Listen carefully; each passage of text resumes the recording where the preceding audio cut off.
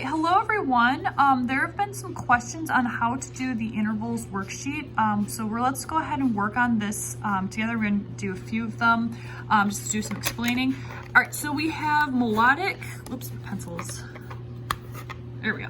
Okay, so we have melodic intervals, which is the distance between two notes that are played one at a time. And then there's the harmonic interval, which is played two notes at the same time. So we'll take a look. There's examples right up here. So it shows one and then two, and then second. So they're side by side. And then this one right here, one, it's showing that the space in between the two notes right there. So it's one and then shush and then three.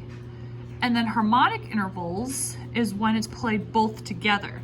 So we see that they're lined up, one is on the bottom and the other on the top, whereas right up here, they're next to each other. So let's take a look at number one. It says, identify the following intervals as melodic or harmonic. So harmonic, in the first measure, it's gonna be, they're both on top of each other like this, or one, they're both lined up with each other. So that indicates that it's going to be played at the same time. So if you play it at the same time, that means it is going to be harmonic, because right up here it says harmonic interval at the same time.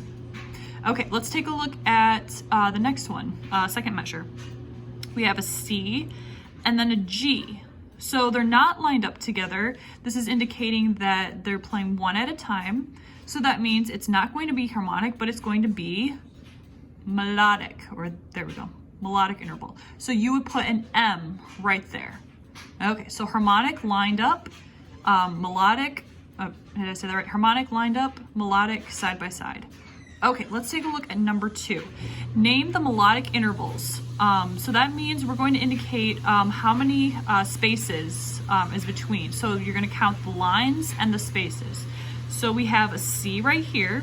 So C, D, E, F, and G. If we count that, 1, 2, 3, 4, 5, that's going to be a fifth.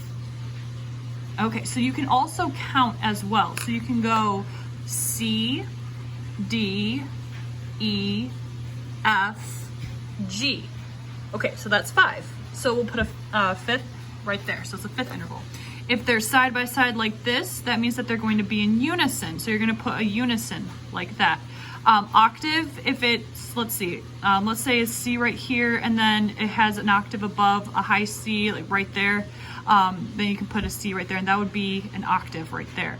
All right, let's take a look at measure 3. So we have 1, 2, 3. So that is going to be a third interval, or we can count B, C, D. So that's third. So you can count it that way. Name these harmonic intervals. Okay, so this is for the harmonic right there. You're doing the same thing for number 3. However, now they're harmonic. Make sure you count slowly and carefully right there. All right, and the next one you're going to write and indicate the interval harmonic above. So take a look. Fifth, so we're going to count 5. 1, 2, 3, 4, 5. And you're going to put a circle right there. Same thing for right here. 1, 2, 3. Or if you want to count G, A, and then B right there. So you can count it that way as well. But then you're just going to write a little whole note, or some of you have done a little dot right there. You can do that as well. Write the indicator harmonic level above. That's the same thing. You're going to do the same thing. We'll look right here at unison. I'll give you guys this. No, actually I lied. Let's do octave. So octave right here, if it's a low G, we're going to put an octave, which is 8.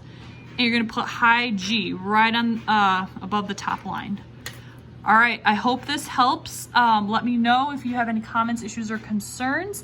Best of luck. This is for interval number 1, the first worksheet.